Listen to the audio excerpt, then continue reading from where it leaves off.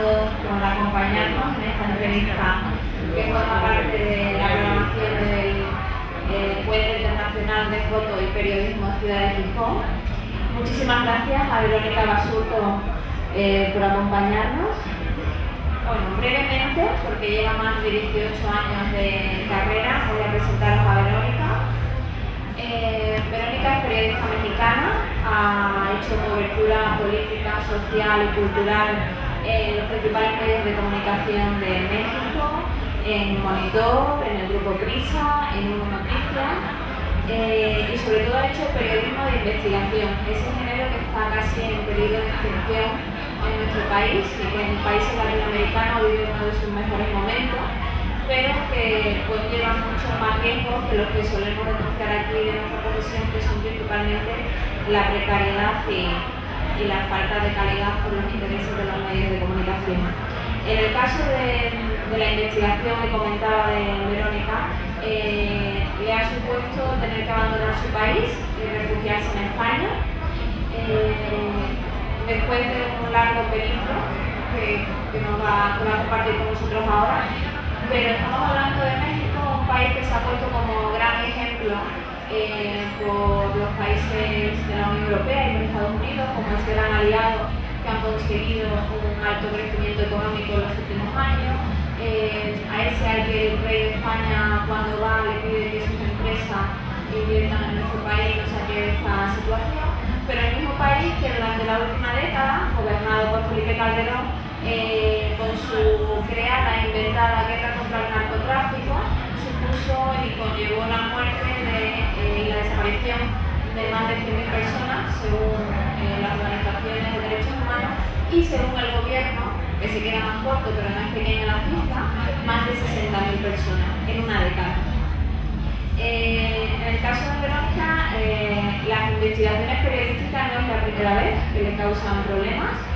Ya en el 2009 empezó a investigar el secuestro de el encarcelamiento y el juicio de la ciudadana francesa Florence Cassel, y esas investigaciones que empezaban a apuntar a vínculos con el narcotráfico y con altos funcionarios hizo que tuviera que apartarse. Pero yo creo que es importante ver cómo cuando aquí en los medios de comunicación nos cuesta mucho encontrar investigación, y lo que nos encontramos en la mayoría de los casos son chivatazos que nos venden como resultado de grandes investigaciones, que son informaciones filtradas con intereses. En otros sitios los periodistas se juegan la vida para informar a sus conciudadanos sobre lo que está pasando.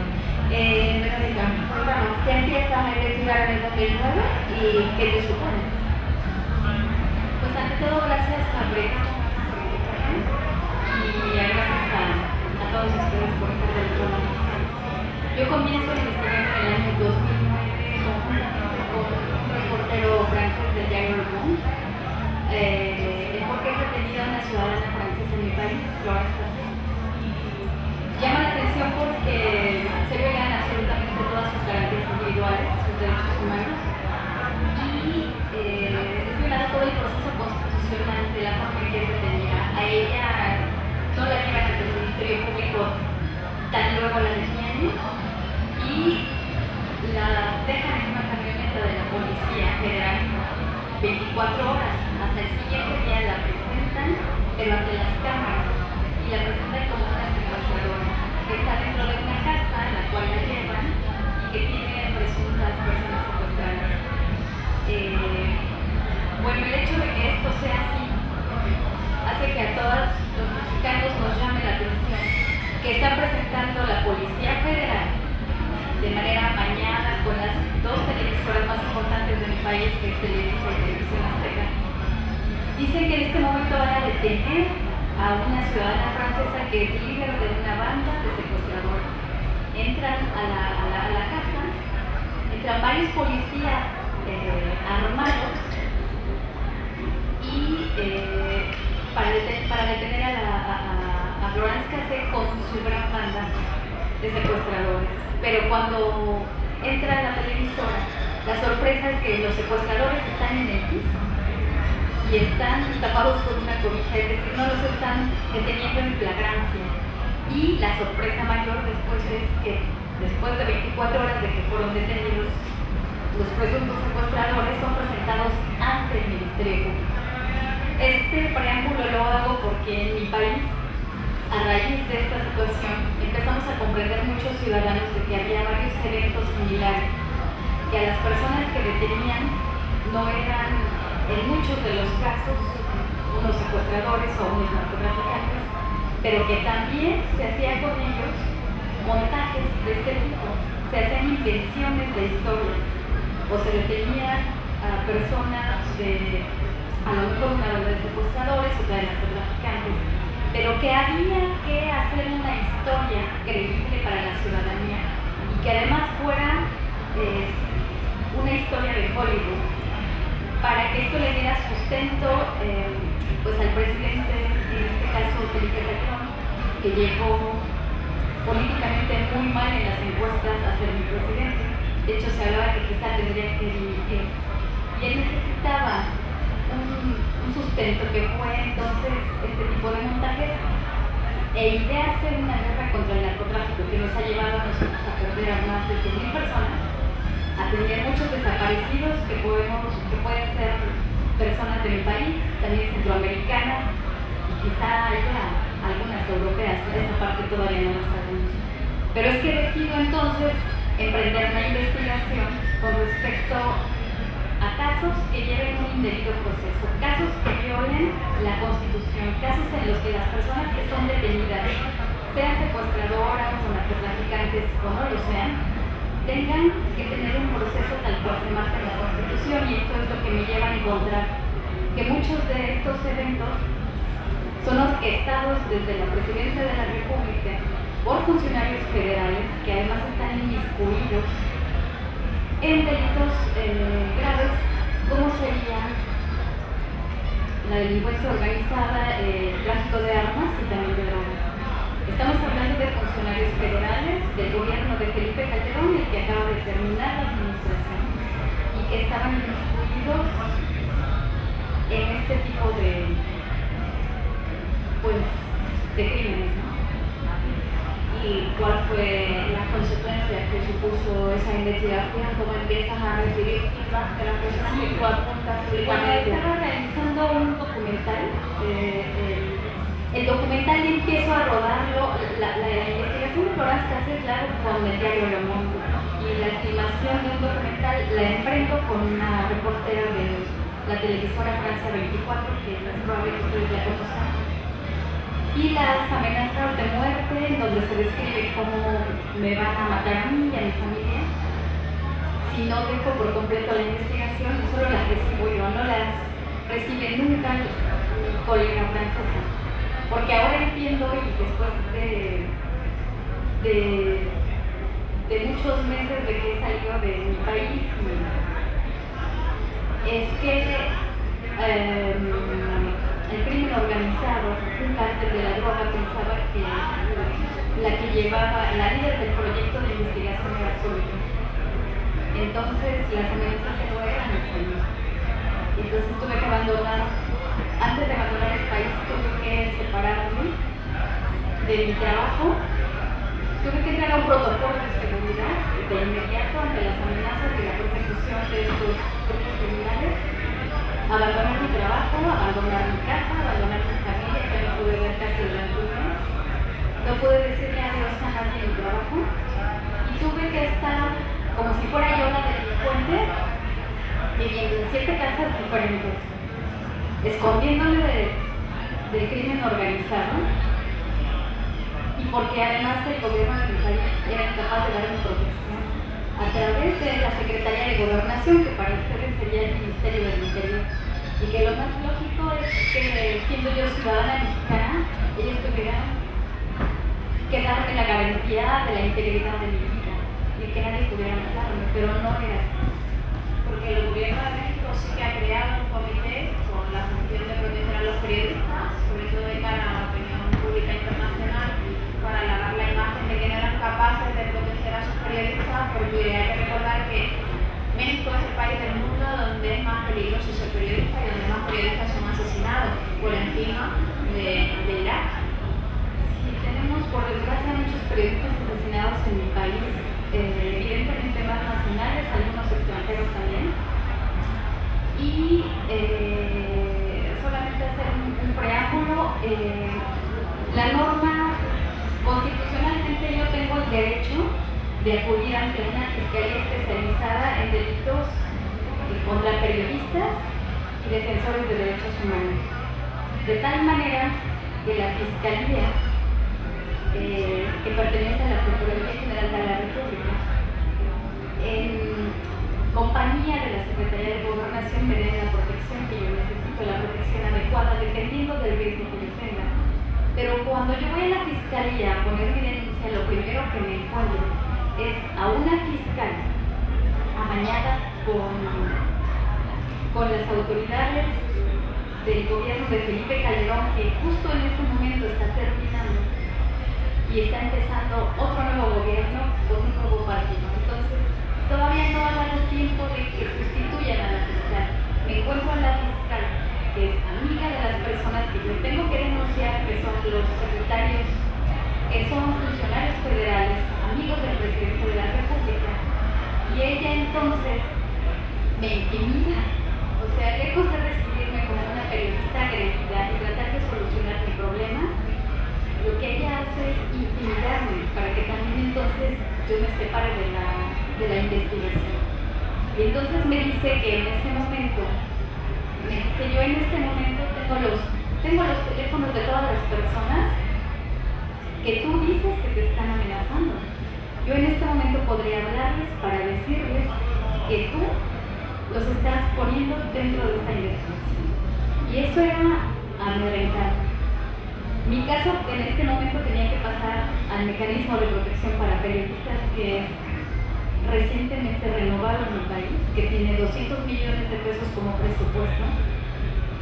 Y el mecanismo de protección no está, tampoco me protege. Al no haber tal protección, entonces tengo que acudir a diferentes organizaciones, ONGs en mi país, y también organizaciones internacionales como Reporteros Sin Fronteras, para entonces tratar de salir de mi país, porque en la última casa que estuve a punto de ser secuestrada por el crimen organizado. Tuve que salir de mi país, era inminente mi salida, y no tenía otra opción. O sea, no tenía otra opción porque donde quiera que estaba, ellos me encontraban. No sé exactamente si es tecnología o es una infraestructura tan grande, pero nunca olvidaré las palabras de un gran amigo, de mi corresponsal extranjero, que en México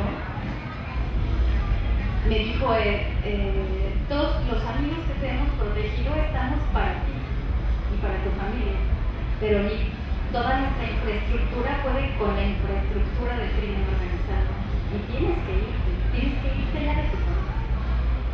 Y estas palabras las sumo a un especialista en crimen organizado, a quien tuve que contarle esta historia porque era una persona de confianza de mi familia, y él mismo me dijo, no sé cómo es que no te han matado, presumo que ellos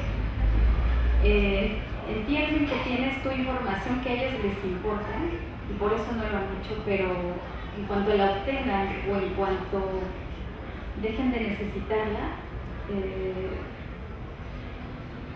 pues van a cumplir la última amenaza que a mí me hicieron, que era, no importa dónde estés, de todas formas tú estás muerta. Hay que destacar que Verónica vive, ha nacido y tiene todas sus redes sociales en México DF, una ciudad enorme, inabarcable, que tenía relaciones con muchísimos periodistas internacionales, que tenía todos los recursos para saber qué herramientas tenía a su alcance, qué organizaciones internacionales podían ayudarla. Y ella, después de pasar por 7 casas diferentes de 7 amigos, en cada una de esas casas terminaba siendo encontrada y tenía que cambiar inmediatamente. Imaginaos lo que es para un periodista local de otro de los estados, donde la violencia es todavía muchísimo mayor, donde los periodistas tienen muchísimo menos acceso a recursos y también menos conocimiento de lo que tienen a su alcance, y donde además muchas veces inmediatamente tienen localizado a la familia.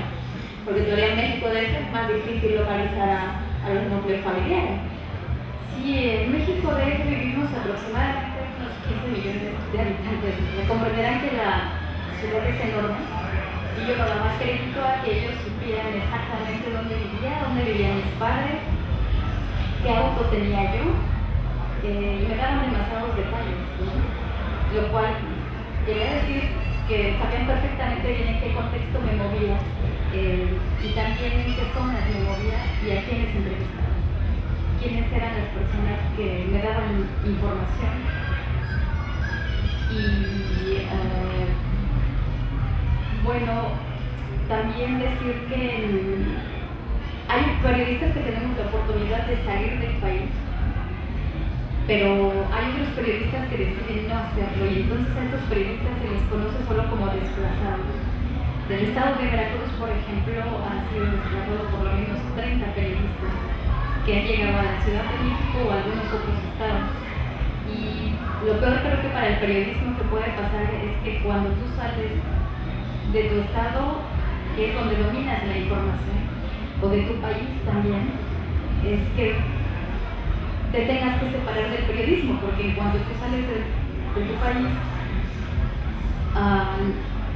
llegas a otro donde se hable tu idioma o no se hable, pero dejas de tener ese estatus, porque te conviertes en un ciudadano más del mundo, y porque ante todo necesitas primero protección, y después también necesitas mucha atención psicológica, porque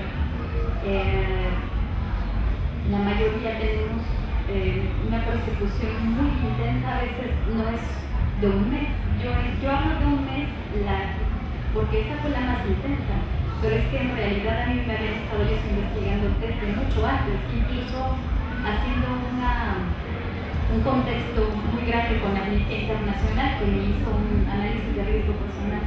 Nos dimos cuenta que ellos me habían investigado desde un año, desde que yo visitaba programas clases, pero de manera más intensa 6 meses antes. Incluso habían acudido al lugar donde yo se alojó, que fue donde ellos extrajeron un teléfono celular mío, ¿no? Fueron pues los que se llevaron el celular. Verónica, el último día, en la 7ª casa, cuando ve que la están vigilando desde hace un par de días varios hombres y ya le dicen que tiene que salir, que saben que está a punto de secuestrarla, viaja a París con la compañera francesa con la que había iniciado la investigación de todos estos casos. Y ahí también tenemos que subrayar que no es lo mismo ser un periodista extranjero cuando vamos a los sitios que ser local. Al fin y al cabo, tu compañera francesa sabía que si la cosa se ponía muy complicada, cogía un billete de avión, se iba y estaba a salvo. Claro, pero no solo fue eso, y esto sí lo quisiera poner sobre la mesa. No sé cuántos periodistas hay aquí, y si no los hay, para que la ciudadanía entienda un poco esta parte, porque ustedes tienen periodistas en España también muy valiosos y que pues también se la juegan dentro del país o fuera del país para tratar de tener algo más que la ciudadanía tiene derecho a saber. Y es el hecho de que yo dejé de contar con mi gobierno en cuestión de protección. No había manera de protegerme porque ellos no lo desean así. Es una simulación todo el tiempo esto. Pero además, el trabajo que yo hacía, el documental que hacía con una reportera francesa, cuando entramos al protocolo de seguridad, lo primero que se nos dice es que tienen que dejar de ver a sus entrevistados para mandar un mensaje, es decir, para mandar un mensaje al grupo de los malos, porque ya teníamos que decirle los malos porque era ya muy difícil hablar, sobre todo el contexto era muy envolvente, era paranoico. Entonces, para mandar un mensaje al grupo de los malos de que estás dejando la información, de que estás dejando el documental, de que estás cerrando este episodio, de que ellos pueden estar tranquilos, de que tú no vas a dar nombres. Entonces, entramos a este protocolo de seguridad, pero para mi mala suerte hubo alguien que violó ese protocolo y fue mi colega francesa de Francia 24, Laurence Cuvillier, porque ella decidió, sin que la fiscalía lo supiera, sin que las ONGs que nos estaban ayudando la supieran, sin que yo lo supiera, ella regresó a buscar a los entrevistados y era justo lo que a mí me estaba poniendo en peligro. No a ella, porque a ella no la estaban amenazando, porque el crimen organizado pensaba que la líder del proyecto solo era yo. Entonces ocurre que cuando yo hablo con mi colega y le pido y le suplico, esto es realmente extraño porque yo nunca pensé suplicar por mi vida y esta vez tuve que suplicarlo a una colega de otro país. Le tuve que suplicar que dejara de ver a nuestros entrevistados porque estaba poniendo en riesgo la vida de mi familia y la mía. Que si ella seguía en esta situación, iba a ocurrir una desgracia. Pero ella no lo entendía. Tuve que explicarle que en mi país no ocurren películas de Hollywood, que hay grupos que cortan cabezas, como los Zetas, y que hay grupos que te matan, porque tienen sicarios como el Cártel del Golfo o cualquier otro cártel. Y que esto es muy fácil de hacer.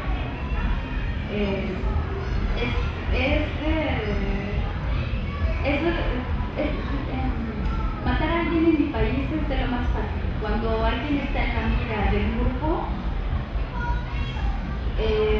cuando menos te lo crees, tienes encima un sicario.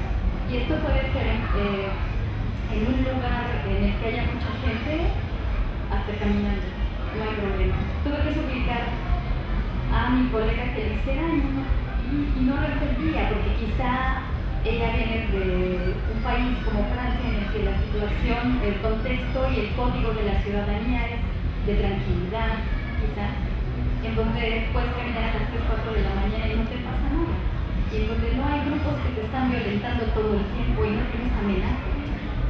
Pero no lo entendía y tenía 4 años siendo corresponsal en mi país. Bueno, esto yo lo digo porque cuando se presentó esta situación yo tuve que acudir a la Secretaría de Gobernación, que es el Ministerio del Interior de ustedes, para saber si podían ellos sacar del país a una colega mía, lo cual era muy difícil porque el gobierno acababa de enfrentar una batalla muy intensa con el gobierno de Francia a través del caso de Florence Cassés. El gobierno francés fue muy sólido, muy fuerte durante muchos años para defender a sus ciudadanos. Y la respuesta de mi colega francesa cuando yo supliqué que dejara de ponerme en riesgo, su única respuesta fue: acaba de pasar lo de Florence Cassés, no hay un grupo criminal que me pueda matar a mí. Dijo, no hay un grupo criminal que me pueda matar porque mi gobierno me defiende. Y ella se olvidaba de que la que estaba afectando, la que era afectada todo el tiempo era ella. Entonces, peor aún, mi colega, sin que yo supiera, ella intentaba vender las imágenes que habíamos hecho, las entrevistas que habíamos hecho a colegas de ella francesas que ya estaban en Francia para hacer otro documental, poder venderlo como se puede vender en Francia, muy bien. No sé exactamente el precio en euros, pero en mi moneda serían unos 400,000 pesos mexicanos, que es bastante, muy cerca de 500,000 pesos. Y entonces me veo, no quería utilizar la palabra, pero me veo traicionada por la seguridad de mi país, que no me la da, pero también por una colega. Y entonces lo pongo en la mesa porque esto puede pasarle a cualquier periodista en su país, sea español, o sea alemán, o sea de Irak, de donde sea. Y entonces, ¿qué haces cuando tienes tantos elementos que no están a tu favor? Entonces, todo este contexto es lo que hace que yo salga de mi país. Y que además, para cuando tenga que regresar, parecerá absurdo, pero tengo que armar una estrategia. Y el día que regrese a mi país, seguramente mis padres no sabrán qué día regreso. Tampoco yo lo sé, pero el día que ocurra eso, mis padres no lo sabrán. Y creo que hasta que pise suelo mexicano, habrá alguien que ni siquiera sea yo, que les hable para decirles que estoy otra vez de vuelta, que estoy en algún lugar que me pueden ver, ¿no? Que pueden verme. Sí.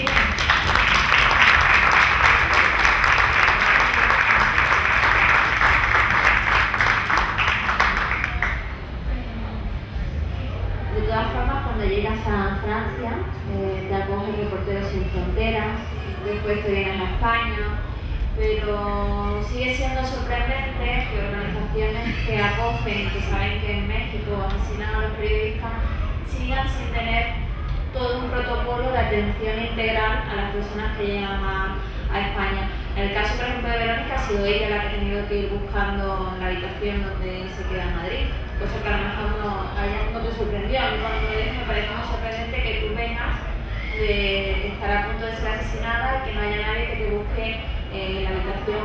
No ha tenido atención psicológica cuando es evidente y ya es más que conocido que este tipo de situaciones prolongadas en el tiempo de estrés producen en las personas estrés postraumático que si no se resuelve bien van a ser crónicas en el tiempo. ¿Qué más mecanismos consideras que fallan en la acogida a los periodistas refugiados en países europeos como España? Yo creo que con las ONGs que te ayudan como reporteros sin fronteras,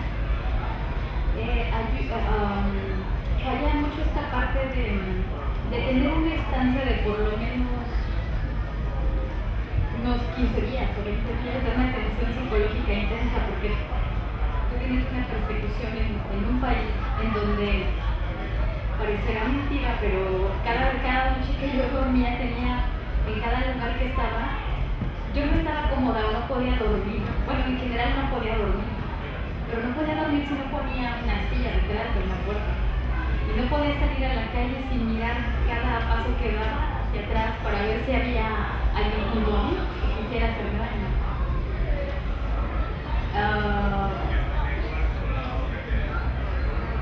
Y estás como todo el tiempo al límite entre esta línea delgada de la vida y de la muerte, en manos de alguien que tampoco sabes quién es.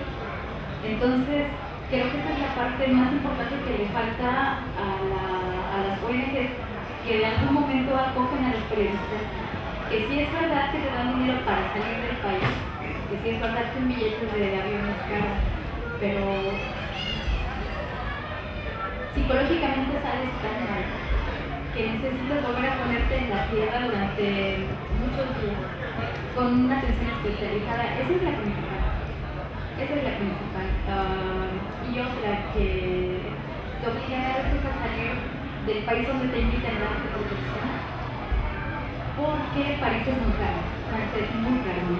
Entonces, bueno, eso es un poco de los problemas que enfrentas cuando eres un periodista exiliado. El camino de los periodistas que son amenazados o en el ejemplo que siembran con aterrorizar a los periodistas, habrá muchos periodistas que terminen resignándose a no ejercer su profesión o a ejercerla desde una posición de seguridad sin meterse en charcos, ¿no? Es que antes de determinar si podrás ejercerla o no cuando tú estás en el exilio, es primero tratar como de... Es que esta parte es muy grave, la cuestión psicológica. Es como si alguien te aventara una bomba y te cortan en cachitos y cada día que pasa, cada paso que das, cada país al que tienes que acudir para ver en cuál es el donde vas a radicar por un tiempo, es como irte reconstruyendo poco a poco, ¿no? Pero en el interior.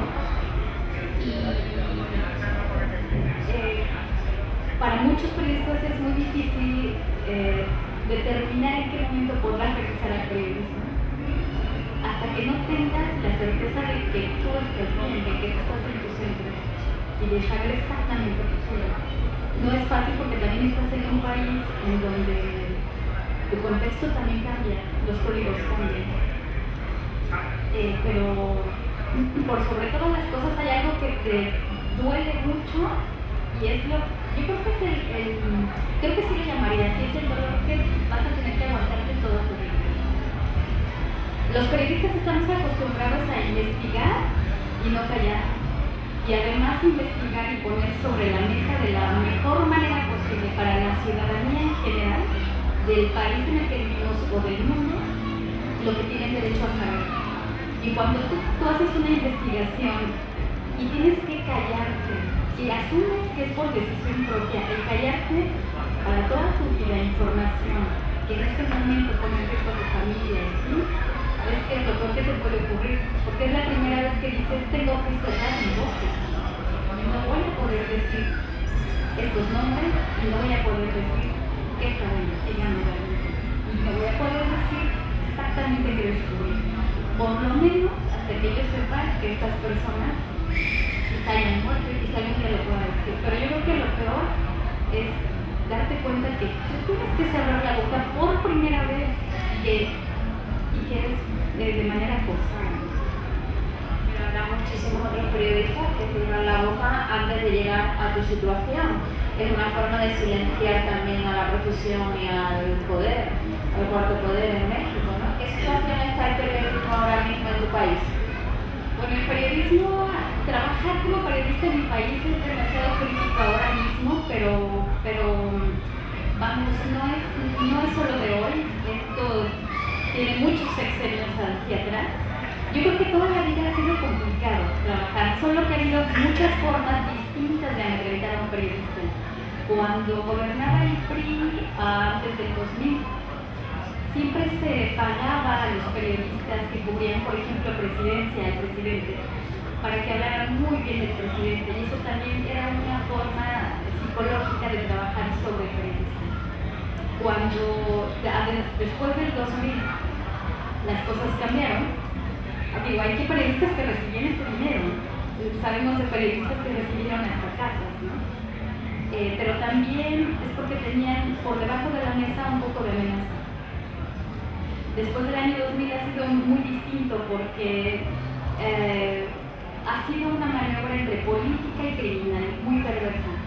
Entre los políticos que se han amañado con el crimen organizado, hablando de crimen organizado hablo de quienes venden armas, quienes trafican con cocaína, pero que también trafican con personas, trafican con niños para pederastas. Estamos hablando de un crimen organizado muy grande. Entonces, ahora para los periodistas es muy difícil trabajar porque en algún momento ponía este ejemplo. Si yo hago un trabajo sobre mineros, ahora que lo tuvimos sobre la mesa, si hago un trabajo sobre minería, es muy probable que yo tenga amenazas del cártel de los Zetas, porque hasta hace 2 años se desveló una vez que mataron al hijo de uno de los gobernadores de Coahuila, y que por cierto este exgobernador estuvo en España, es que se desvela un episodio bien importante, y es que durante su gestión se autorizó que estos grupos pudieran explotar minas en la frontera con Estados Unidos. Entonces, si antes de esta información yo hubiese hecho un reportaje o un documental sobre los mineros, y si hubiera tocado por algún momento las minas en las que ellos trabajan, seguramente también me hubieran matado o me hubieran amedrentado. Pero vamos, es solo para decirte qué tan difícil es, porque el crimen organizado está entretejido en el 80% de los sectores económicos de mi país. Ellos están metidos en cuestiones del sector turismo, pero también de la minería, pero también las otras partes que ya mencionamos. No es, ¿por qué? Porque según dicen datos de la ONU que es tan difícil cada vez allegarse de recursos a través de la venta de armas o de la droga, porque a fin de cuentas no es tan fácil armar una estrategia para entrar a un país, que entonces tienen que llegarse recursos de otras partes. En este caso ellos han entrado a grandes negocios como es la minería, o como es también el sector turismo. Pueden ser dueños a lo mejor de una zona hotelera que se está levantando en una zona de la Arrecife, en una zona ecológica protegida, en una zona ecológicamente protegida. Y cuando tú vas y haces un reportaje, no sabes que te los vas a tocar, no sabes de qué magnitud es quién está atrás de todo este proyecto. Te encuentras que puede ser el crimen organizado. Entonces, cada vez sí es más difícil porque no sabes en dónde está el enemigo. Y ya no sabes qué rostro tiene, no sabes de qué manera va a aparecer. La escritora española mexicana Lolita Bosch decía que precisamente por todas estas amenazas hay un montón de agujeros negros en la historia reciente de México, porque no hay quien se atreva a poder investigarla o contarla simplemente aunque sean vox populi, ni a abordarla académicamente en investigaciones sociales, porque saben que en el momento en el que simplemente se acerquen a ellos van a ser amenazados. Con lo cual, si siguen amedrentando de esta manera los periodistas, México, si ya es un terreno absolutamente de absoluta impunidad, va a seguir ampliando esa impunidad absoluta. Si alguien quiere hacer alguna pregunta desde el público, podemos hacerla ya.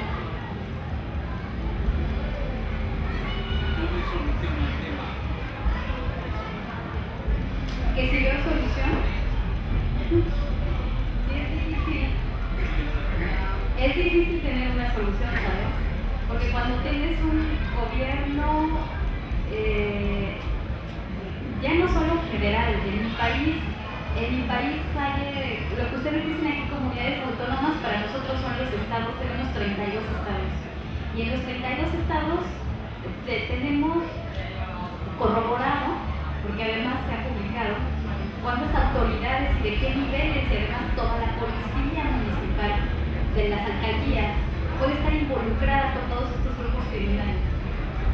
Entonces, bueno, de hecho hay policía comprada completamente por los grupos criminales. Entonces, es muy difícil que cuando los funcionarios federales, que son en dado caso los que tendrían que atender estas anomalías para tener siquiera confianza en alguno de ellos, también están involucrados con los cárteles más grandes del país, pues entonces pareciera que no tienes escapatoria.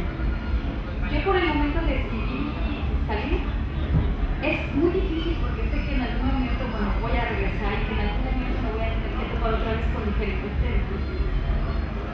Pero buscaré la mejor manera de aprender en esta ocasión cuál será mi estrategia, cuál será la forma con especialistas de brindarme más y la investigación que esté haciendo, la información que puedes crear en computadora, la forma en que puedes hacer que no te escuchen a través de un teléfono, que son antenas por las cuales se hace el mejor espionaje.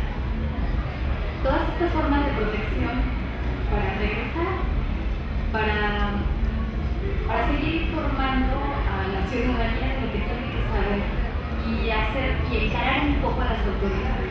Es un poco difícil ahora para mí, pero sé que en algún momento habrá que hacerlo.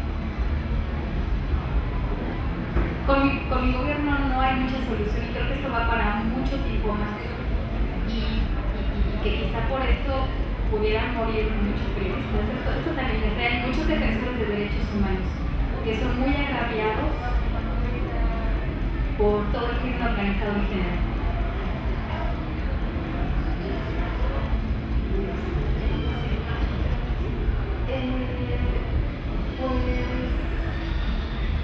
No, solo que sí entiendo que es un poco difícil de entender cuando viene uno de un país en donde las circunstancias son tan distintas y que bueno, he encontrado en España, con toda la problemática que puedan tener, cierta paz en mi vida ahora.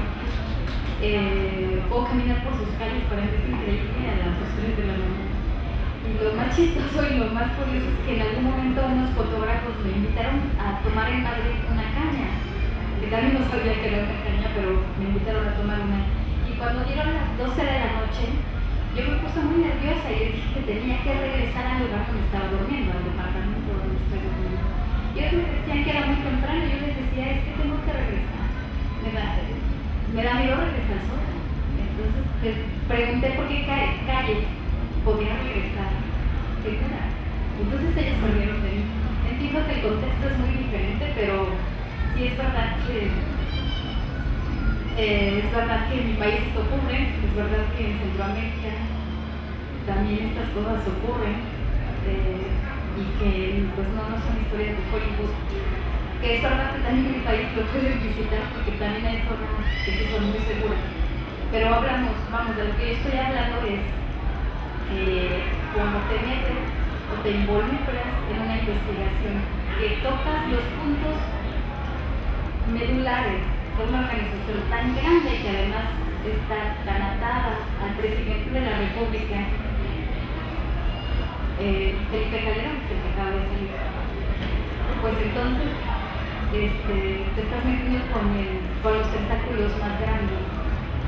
Y bueno, en mi caso es por eso que no había reversión. Y por otro lado, bueno, pues agradecerles hoy su asistencia, agradecer que me escuchen y agradecer a España que me reciba y que pueda estar yo tan tranquila ahora para poder regresar quizá un poco más fuerte y más equilibrada.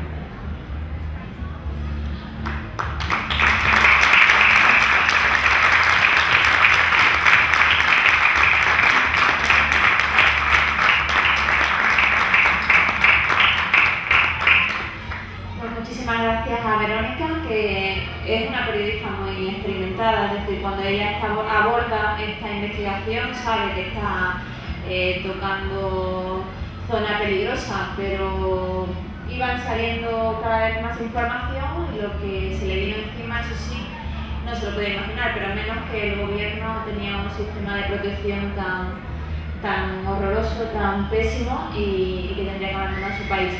Les invitamos a acompañarnos mañana a partir de las 9:30 también en esta carpa y donde seguiremos con la programación del encuentro de fotoperiodismo. Muchas gracias.